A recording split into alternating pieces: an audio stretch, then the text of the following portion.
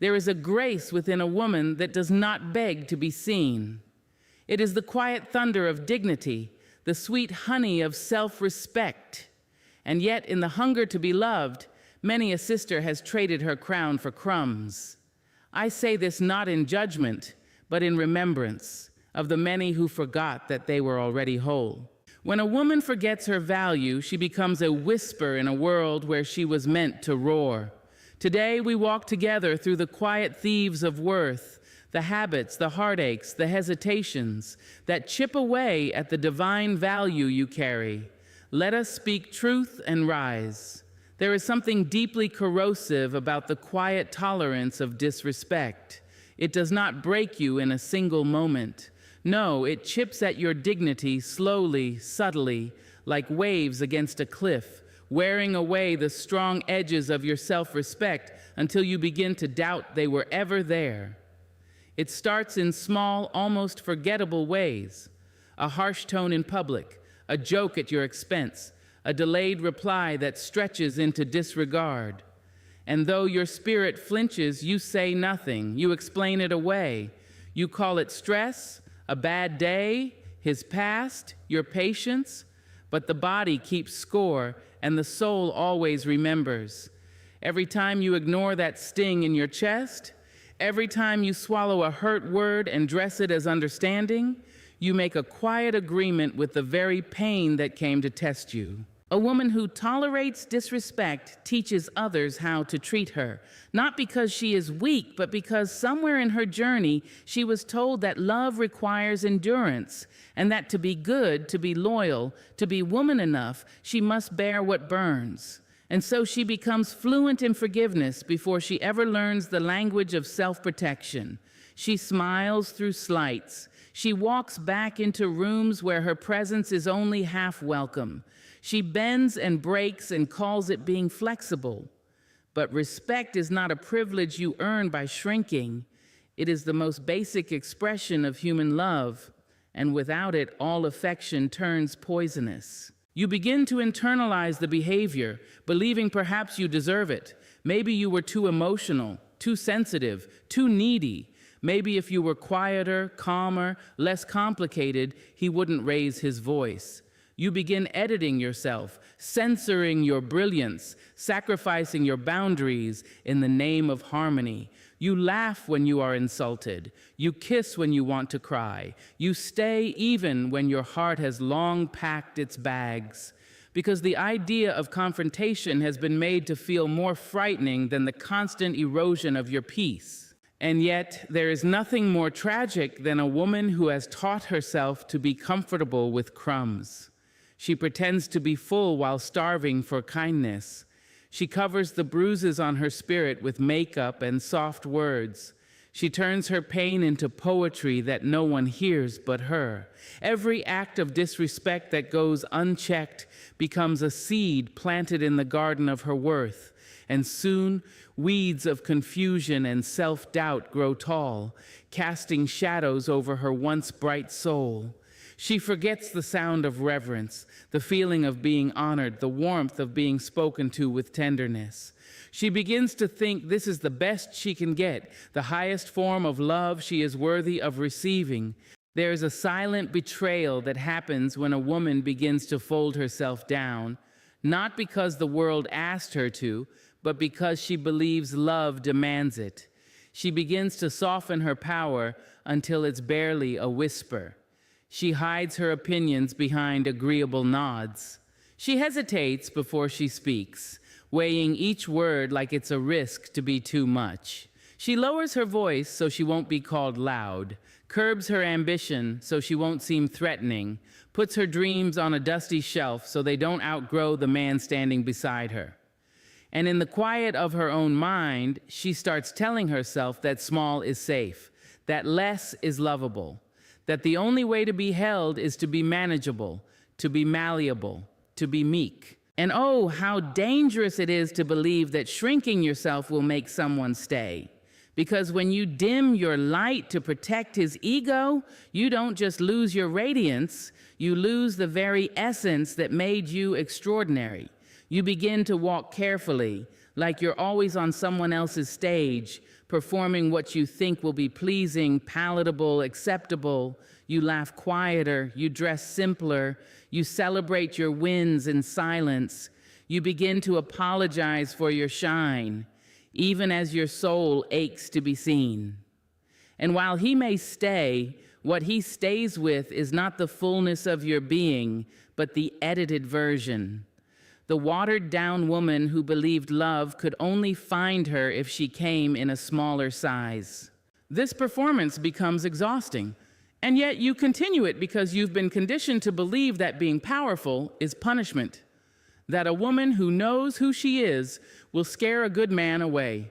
But no man who is worthy will ever ask you to cut yourself down to fit inside his comfort. Still, the fear lingers, so you stay quiet when you have something to say. You bow your head when you should be lifting your chin. You stay behind when you should be soaring. And somewhere deep inside, a fire grows, not a fire of passion, but of mourning, mourning the parts of yourself you abandoned for the illusion of belonging. And the world may call you loyal, may praise your gentleness, may admire your patience, but they do not know the cost. They do not hear the silent screams of the woman who once roared. You were never meant to be ornamental. You were never meant to decorate someone else's life while leaving your own untouched.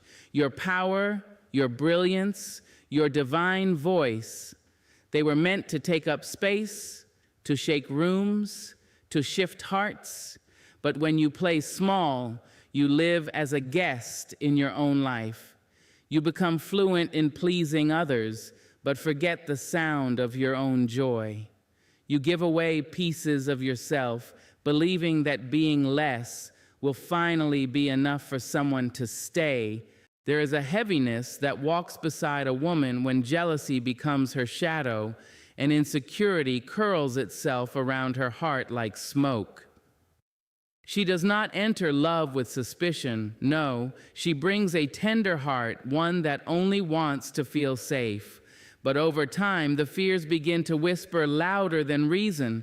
She begins to scan his silence for signs of betrayal, searches his eyes for validation, checks his phone not for truth, but to calm the thunder in her chest. And even if he's done nothing wrong, the battle isn't between them. It's within her. Because when you do not believe you are enough, every glance he gives to someone else feels like a threat. Every pause in affection feels like rejection. Every moment he is not looking at you feels like he's forgotten what you are worth. Insecurity does not come from the absence of love. It comes from the absence of trust in oneself. When a woman has not made peace with her own reflection, she begins to look outside of herself for a mirror. And those mirrors, they distort. They show her ghosts where there are none. They turn kindness into suspicion, silence into abandonment, and presence into a performance she must constantly audition for. And so she begins to compare her beauty, her body, her worth, stacked up against strangers who do not know her story. Her joy becomes conditional on his constant reassurance. But even when he gives it, it's never enough, because she's pouring it into a cup with a hole at the bottom. She begins to question his every move, not because he is untrustworthy, but because she does not trust the soil she's planted her heart in. She becomes guarded, watchful, always preparing for the hurt she believes is inevitable. And in doing so, she builds walls between them, walls meant to protect, but that only isolate. Her heart longs for closeness, but fear tells her to brace herself. And in that bracing, she cannot receive the very love she yearns for. She starts to test him, not because she wants to hurt him, but because she needs proof that he won't leave, proof that she is still seen, still wanted, still chosen. But love that is always under interrogation forgets how to breathe.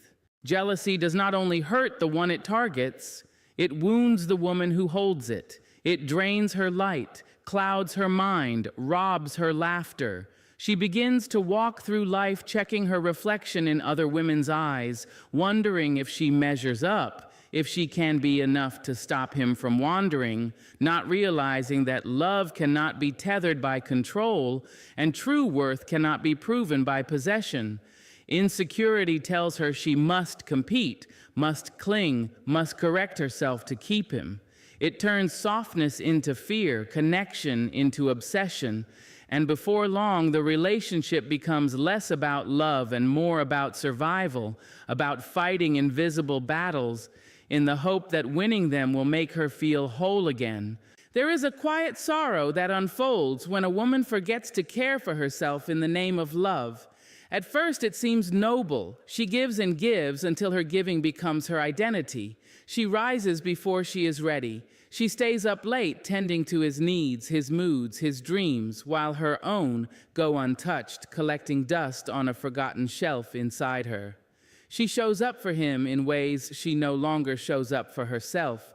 The woman who once ran warm baths, journaled her dreams, danced in the kitchen just because now, rushes through her mornings, skips meals, swallows stress, and calls it strength.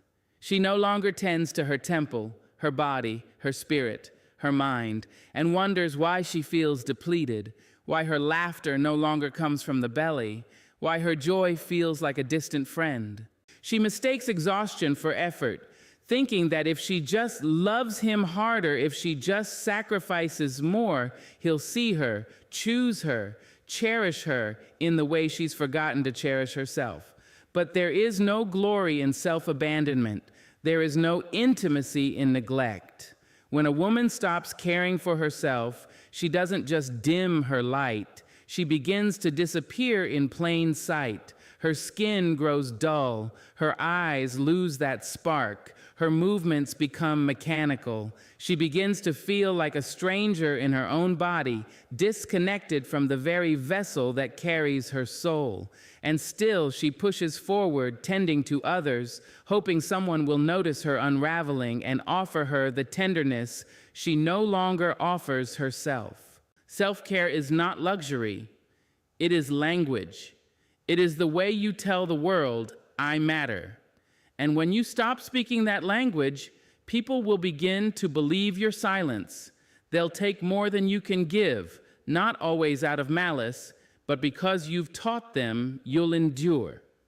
But a woman who doesn't water her own garden cannot blossom, no matter how deeply she loves another. When you neglect yourself, you teach your partner, and more dangerously, your own soul, that you are not worth the time, the pause, the breath, the sacred ritual of restoration. And slowly, the neglect becomes normalized. You begin to pride yourself on endurance, not peace, on surviving, not thriving. You wear tiredness like a badge. You brag about how much you handle, how little you need, how well you manage it all, even as your body whispers for rest, even as your spirit begs to be seen by you again. But a woman who does not nourish herself becomes hollow in ways no man can fill. She starts seeking love to repair what only solitude and softness can heal. She asks for reassurance, not because she doesn't trust him, but because she no longer recognizes her own reflection. She begins to resent the very relationship she once poured into, because her needs, left unmet, have turned to quiet resentment, not because he ignored them, but because she never voiced them, never honored them, never slowed down long enough to hear her own soul speak. There is a quiet ache that lives in the heart of a woman who gives too much. She gives not because she is weak, but because her love is vast. She gives her time, her attention, her softness, her strength. She gives in silence behind smiles, through tired hands and weary eyes. She gives without asking, without counting, without demanding anything in return, not out loud at least. She convinces herself that love is found in the offering, in the way she anticipates his needs before he even names them, in the meals she cooks, the burdens she carries, the parts of herself she tucks away to make room for him to expand. She gives because she believes that is what a good woman does. She pours and pours and pours until the cup is empty and the table still asks for more. And yet beneath that giving is a quiet longing, a longing to be seen, not for what she can do, but for who she is. A longing to be met with the same open palms she extends, to be held the way she holds others, to be poured into without having to first be empty. But she doesn't ask. She doesn't demand. She fears it will make her seem needy, ungrateful, too much. So she gives again and again, hoping that if she just loves hard enough, proves her loyalty deep enough, stays soft long enough, he will eventually match her. But love given without balance becomes a burden, not a blessing. It turns a woman into a well that never runs dry on the outside, but on the inside, the stone bottom has long been exposed. She begins to feel unappreciated, invisible even. Her efforts no longer bring her joy because they've turned into expectations, not from him, but from the silence. And when that silence grows, when he takes without thought, receives without gratitude, assumes without offering, she tells herself, this is just the way love works.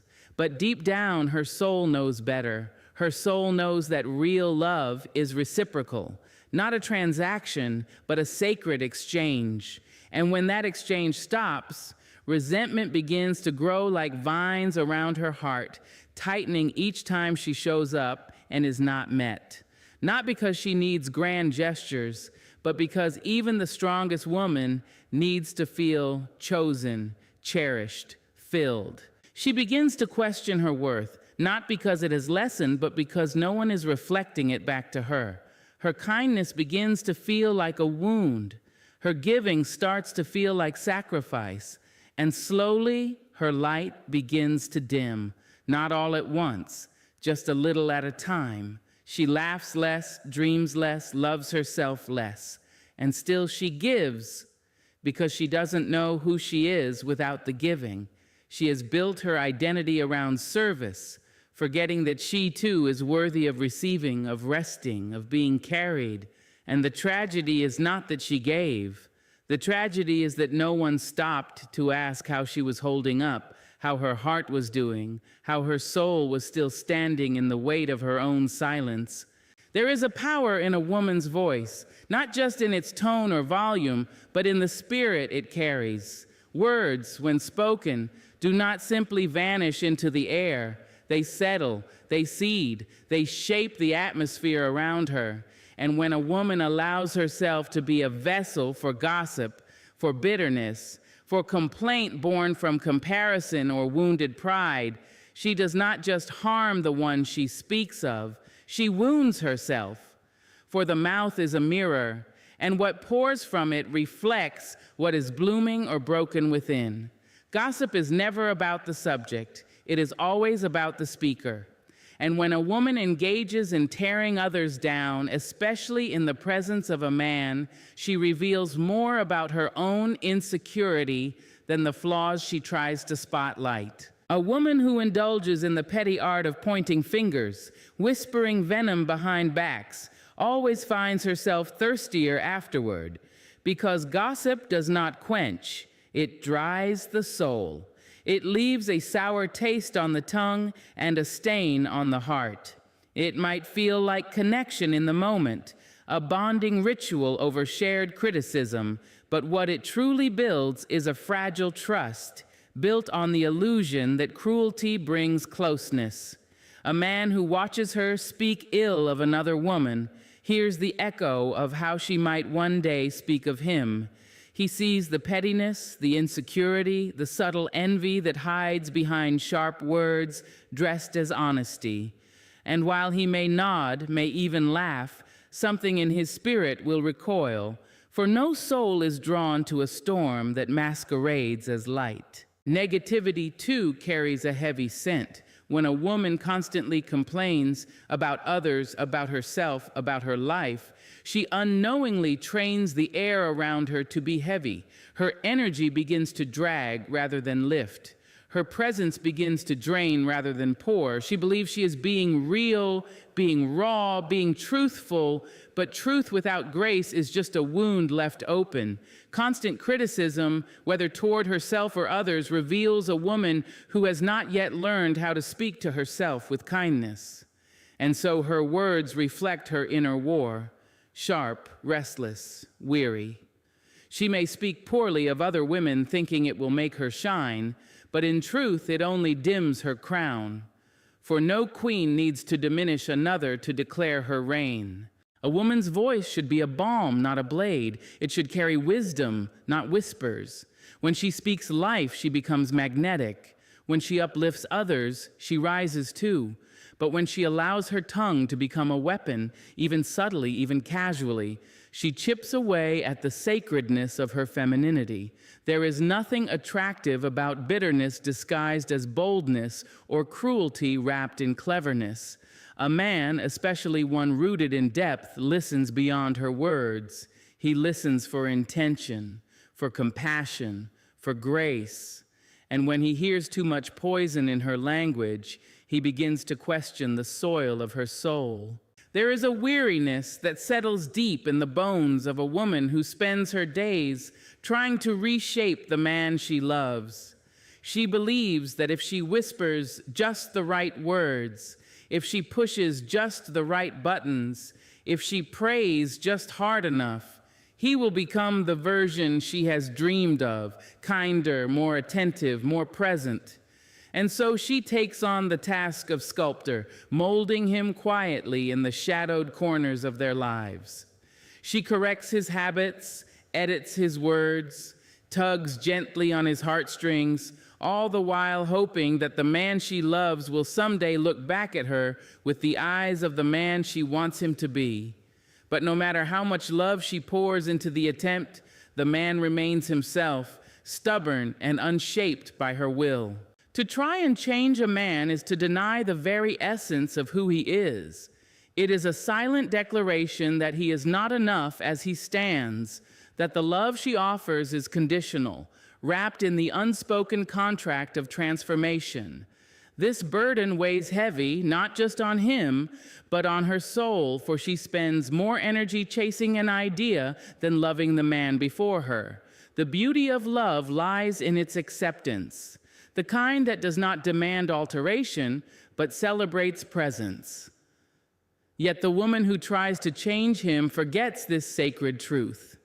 She forgets that the roots of a tree dig deep and strong precisely because they grow in the soil they were given, not the soil she wishes for. And so her efforts become like water spilled on stone, futile, frustrating, and often painful. In her quest to remake him, she risks losing herself. She bends her needs, her voice, her boundaries to fit the shape of a man who may never change. She justifies her sacrifice with promises of growth and hope, but beneath it all, a quiet bitterness begins to bloom. The man senses it too, the push and pull, the disappointment hidden behind smiles, the subtle resentment in her eyes. And as he resists the transformation, she grows weary, feeling trapped in a dance where the steps are never learned, the rhythm never shared. She forgets that love is a garden tended with patience, not a project built on expectations. She forgets that what is broken is not always meant to be fixed by another's hands. To try and change a man is to build a cage out of good intentions. It confines both souls, stifles growth, and dims the light that should shine freely. True love, the kind that endures and deepens, does not seek to sculpt, but to understand, not to control, but to embrace. And yet, the woman who tries to change him often carries the silent weight of loneliness in crowds, the ache of unmet dreams, the sorrow of a heart stretched thin by hope and reality tangled together. There is a vulnerability that is mistaken for weakness when a woman allows her lines to blur, when she welcomes everything and everyone into her life without a whisper of refusal. She believes that love means saying yes to all requests, all demands, all desires. She believes that to be kind, to be giving, to be needed, she must never close the door, never raise the shield. And so she stretches herself thin, bending like a reed in every direction, never anchored by the strength of no. She lets others walk across her heart like it is an open field, believing that love requires sacrifice without limit. But love without boundaries is not love. It is a slow erosion of the self. Boundaries are the sacred fences of the soul. They tell the world where she ends and others begin. They guard the garden of her heart, protect the sanctuary of her spirit. Without them, a woman becomes a passageway for exhaustion, resentment, and loss of dignity. She offers herself freely, but without reservation. She gives pieces away that were never hers to give, never meant to be scattered like seeds in the wind. And what she often finds is that those who take without respect do not return with gratitude. They do not honor the generosity, but exploit the absence of limits. The woman who has no boundaries wakes up one day feeling empty, invisible, unheard, not because she was not loved, but because she was overwhelmed by the weight of loving without guardrails. To have boundaries is to say to the world, "This is my sacred space." It is an act of courage, a refusal to sacrifice the self for the sake of another's comfort. And yet, the woman who struggles with boundaries often confuses love with obligation, kindness with duty, and generosity with self-neglect. She fears that to say no will invite rejection, will unravel the fragile threads holding her relationships together. But the truth is the opposite. Boundaries create space for authentic love to grow. Love that respects, love that nurtures, love that honors the whole person, not just the parts that serve a purpose. Without boundaries, a woman loses her voice. She agrees when she wants to dissent. She stays when she needs to leave. She sacrifices her needs to meet others, and in the process forgets to nurture the most important relationship she has, the one with herself. She becomes a house without walls, a garden without fences, a song without a melody. And love, no matter how fierce or tender, cannot flourish in that kind of emptiness. It needs structure, respect, and limits to breathe. So often, the woman without boundaries finds herself tired, depleted, and aching for a sense of self that she no longer recognizes.